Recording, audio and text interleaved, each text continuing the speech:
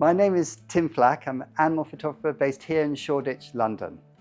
I spent some decades specialising in animal portraiture. For some while, I think this whole journey towards animals was, I think as a child, I spent a lot of time sort of in the forest and by the sea, and I think I was fascinated about this idea of animals and other sentient beings. How do we bridge that gap? How do we engage with pictures of animals? And what does that say about us? Currently, I'm working on a book called Feline.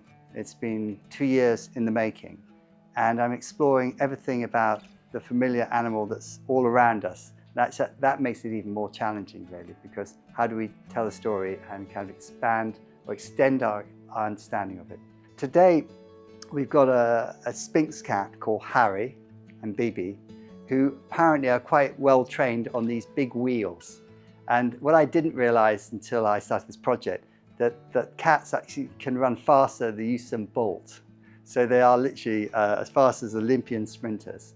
I'm using a Canon R5 Mark II. Now this is the new generation, which gives us, well, the previous model also gave us eye tracking. Animal eye tracking has been quite a huge change. Because cats are pretty uncontrollable, the fact that we can literally track the eyes, not worry about constantly following the focus point, it makes life so easy. Photography is just everything, every generation seems to ease our challenges and make it easier to realize pictures. So what we're doing today is to really show and celebrate almost the anatomy, the muscle structure. And one thing that photography does brilliantly is it extends our experience, allows us to spend time contemplating a fragment in time. We're using bronze-color flash that allows us to freeze the moment in about 6.5 thousandths of a second in actual duration. And that will hopefully allow us to enjoy the detail of that fast movement. I'm expecting the cat as it runs to be actually shot as it goes up the wheel. It'll be probably about 7 o'clock, maybe even 8 o'clock. And that's when the muscles start working. What's interesting about some of the domestic cats today is they are so fit because they love these wheels. I mean, you think of hamsters on wheels, but I never really thought about cats until I started this project. Lighting a cat on a wheel, I think, presents certain problems. We also want some form and texture. We're shooting against a black background, so usually you have to describe the edge of the cat, the form. So at the moment we are using strips, which I really like because it doesn't create the harsh shadow. It gives you a nice drift and form. They also have grids on them, and the grids are there to kind of allow us to channel the light and to be able to stop it maybe flaring onto the camera. We've chosen to use black dress velvet, which I've always used because it's blacker than felt. It's literally like a sponge to light, and it means you can often light much closer your subject to the background without worrying about spillage onto the background of light. And you almost want it sort of shadowing, don't you? You just want it catching.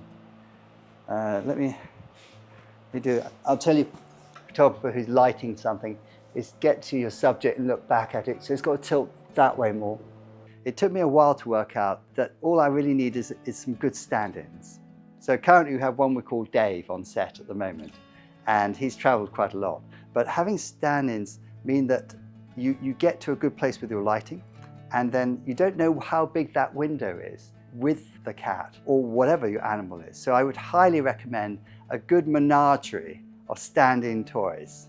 It's invaluable in terms of understanding what your lighting is doing, because the cat might get on the wheel, but it might give you full on, and then it might decide it's had enough or it's bored. And you've got to use the window of time. Obviously, photography permits you to kind of extend the experience, whether that's a fragment in time or whether it's examining a minute detail. Today is all really about showing the muscle structure. So the cat breed we have is a Sphinx, and the Sphinx are for the most part hairless. They call it a fuzz, a very fine feathery texture on them, but they reveal the structure and the anatomy and the muscle structure. And I want to celebrate that. I want to emphasize that. I need the lighting to show and explain that form. Because when I look at these cats in motion, they remind me of a greyhound where you see a lean muscle structure. And of course, they are incredibly fast animals.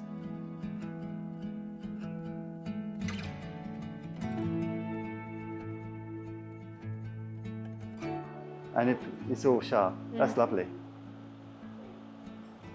We hadn't quite planned that we were going to ask them to work on the treadmill and then do a glance up and to the side. But it does show the form very nicely, and there's a nice line and a kind of great structure. It's so important to be present in the moment, not let your busy logical mind, let it work, but kind of then switch off and be observing what unfolds. It's very important to observe the animal because that's how you get your predictions better. That's how you notice patterns and go, that's more interesting. For us to get the confidence in the cat that comes to a strange location, to a different wheel, takes a while.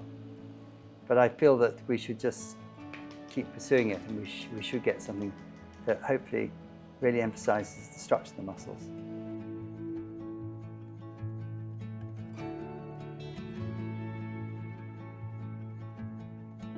So just as when you capture on digital capture, sometimes if you're in bright light, you have to take the light level down so you've got the picture on the camera might appear a bit dark, but the highlights are held.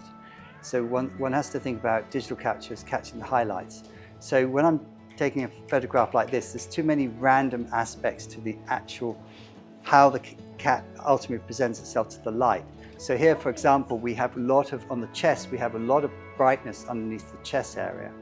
But I'll accept that because I've got other light coming in down the body and I can pull that down. So I have to sort of work trade-offs and anticipate going forward how I'll manage the image in post. It's not that the light was too bright for what it was doing. It was just too bright on that section of the cat. And it's perfectly fine to then go back and say, I plan to take that down and bring that up. But I still go for this one. Although I've done leap shots, I've never seen a naked cat or a Sphinx cat that reveals what happens in that leap. And this is, if you were, I don't know, if you were a gymnast and you were keeping your feet together and that, or a diver, I imagine that would be considered a pretty good line on the back of those feet. But that's what's interesting about taking a picture where the cat is running and leaping. It's so different.